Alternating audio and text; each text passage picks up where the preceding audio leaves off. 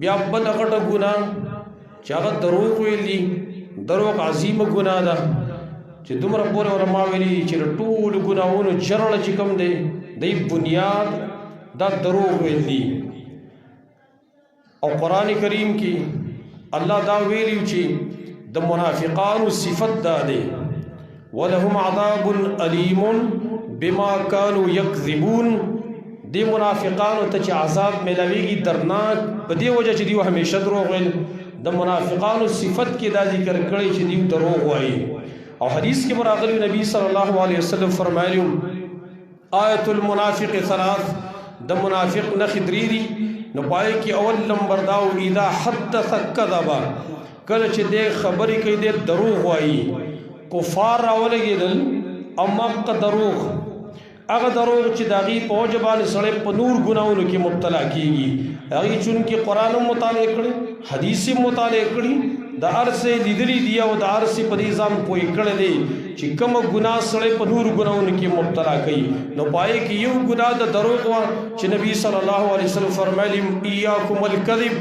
فإن الکذب یهدي الی الفجور ځان د دروغ نه وساتئ ځکه دروغ نور ګناهونو ته سړی بوځي وإن الفجور يهدي إلى النار او دروغ جی دا سړی ګناهونه سړی اور ته بوځي ولا يزال الرجل يكذب ويتحرى الكذب حتى يكتب عند الله كذابا ايو سړی به دروغ وي د دروغ قسم کوي حتی چې د الله په نسبت باندې به کذاب ولیکل شي ام دقه دروغ دي چې د دې په وجه سړی په نورو ګناهونو کې مبتلا کېږي نو کفار کوشش وکړو د هغې دپاره یو ورځ منتخب کړه چې په دې کې به عالمي دروغ ویلی کېږي ټوله دنیا کې اجازت دی چې ټوله دنیا کې که مسلمانان دي او که کافر دي کافر خو عام سین دي کافر لیکن مقصود د هغې مسلمانانو چې مسلمانان په دې دروغو کې مبتلا کي په دې ګناه کې مبتلا کي او په دغه ورځ باندې به ټوله دنیا د الله رب العالمین نه بغاوت کوي حتی چې مسلمانان به هم کوي الا ماشاء الله هغه څه سبانۍ ورځ ده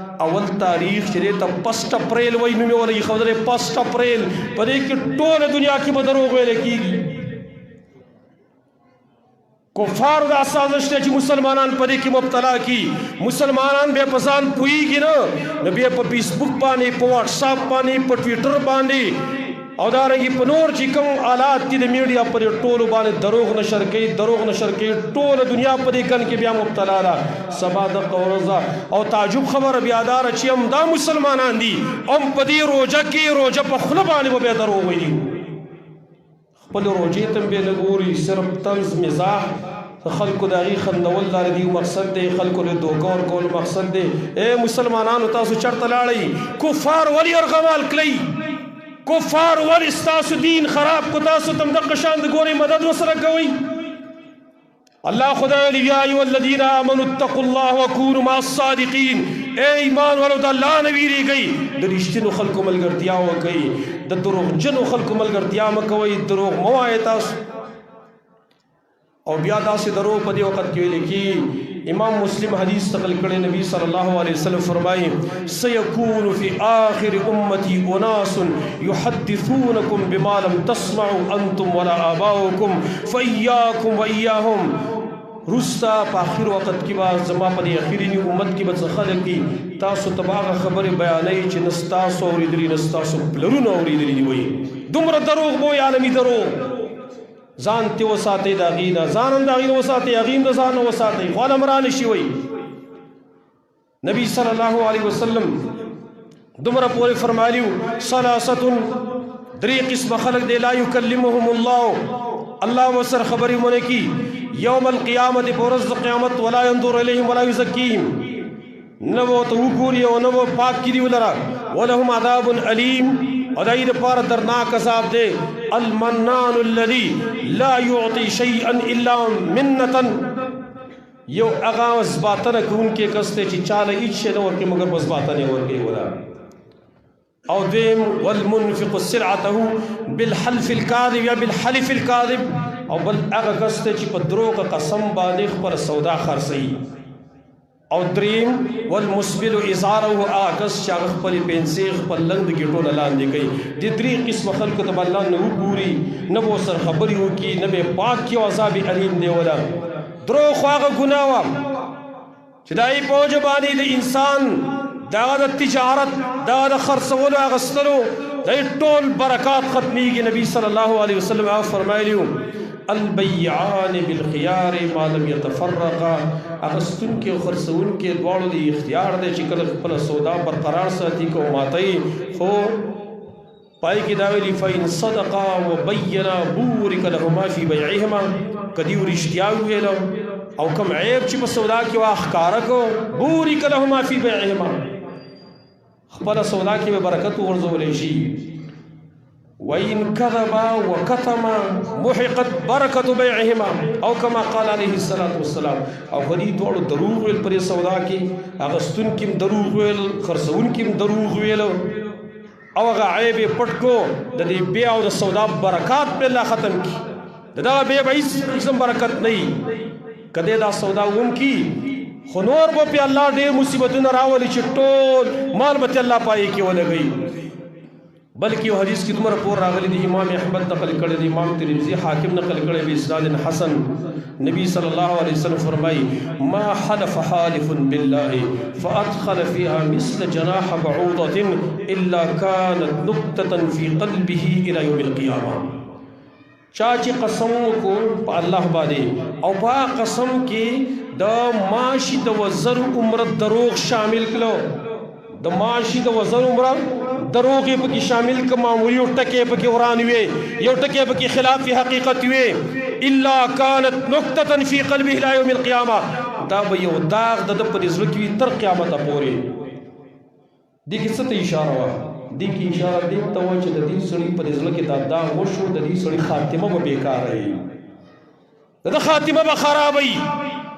کفار غواړي دا چې په 1 اپریل باندې زمونږ خاتمه د هغې اسباب موږ ته جوړ کړي چې دروغ یې وي چې خاتمه هم خرابه شي. نن به په میډیا باندې سبا په میډیا باندې ټول همدغه غوغا وسازې خلک به دروغ وایي. ولې 1 اپریل دی د کفارو د هغې د تهذیب نه، د کفارو د هغې د ثقافت نه دومره متاثره شو مسلمانان چې خپل ټول دین به په هغې باندې بیلي. کله د ویلنټاین ډے په نوم باندې په فحاشي او عریاني په پارکونو کې یو بل ګلدستې ورکوي، د مینې او محبت اظهار، پردی جنۍ پردی هلک یو بل سره د محبت اظهار کوي او په دې ورځ باندې به دروغ وایي. دا مې دې دپاره نن دا موضوع منتخب کړه. زمارونو سبا د دا 1 اپریل اول تاریخ دی او دا د روژې ورځ به د روژې بله ورځ نه د روژه ده. ورئ په دې کې خیال وساتئ، ګورئ خپل دین ونه بیروئ، خپل اسلام ونه بیروئ. ورئ دبارو دروغ هغه ګناه ده. سعد بن ابي وقاص رضی الله عنه فرمایل یتبع المؤمن على الخلال كلها الا الخيانه والكذب. مومن پای کې ټول قسم خوینه راتللی شي، مومن کې د غلا صفت هم راتللی شي، مومن کې نورم صفات قبیح راتللی شي، الا الخيانه والكذب، مگر مومن خیانتگر نشي کېدلی، مومن دروغجن نشي کېدلی. چې دروغجن وي ته کې ایمان پوره نشته دی، خیانتگر وي په ده کې ایمان پوره نشته دی، دا د خپل ایمان غم کوي. عمر بن عبدالعزیز رحمت الله تعالی علیه اخبر باسو عاملانو تلیکلیو خطی و تلیکلیو ورے ایاک وان تستعین بکذوب فإنک ان تطع الکذوب تهلک. ورے خیال کوا ورے چتر دروجن سڑی بانے مدد حاصل لکی، داغن مشورہ وانلی، داغن تعاون وانلی دروجن سڑی، ولی کر دروجن سڑی ندی مدد واغستو تهلک حلاک بشی. ورے د دروژن سړي سره خو ناستم ښه ده، دغه تعاون اصل هم ښه نه دي. ورې هلاکېږي بل طرف ته ځي، ځکه چې یو سړی په ګناه دومره زړور دی چې د الله صریح حکم ماتوي نو ته ورته څه ښکاره کېږي چې تا ته ضرر هغه ورسوي. لہذا زما ورونو د الله نه ویرېږئ، درو پرېږدئ. موږ هسې په دې درو کې دومره مبتلا شوي چې ګناه راته ګناه ښکاره کېږي نه، ښکاره سترګو باندې دروغ په موبایل باندې زه په یو ځای کې مو بل ځای کې زه به خیم بل ځای کوم ځای کې پلاني یاره چې زه خو پرې مونډه کې یم پرې تیمرګره کې یم یا پېښور ته تللی یم دی او په کور کې ناست دي. دا دروغ نه دي؟ موږ په دې دروغو کې ولې مبتلا شیو؟ اخر باعث سره په تا باندې چا تور ایښودلی چې ته دروغ یې.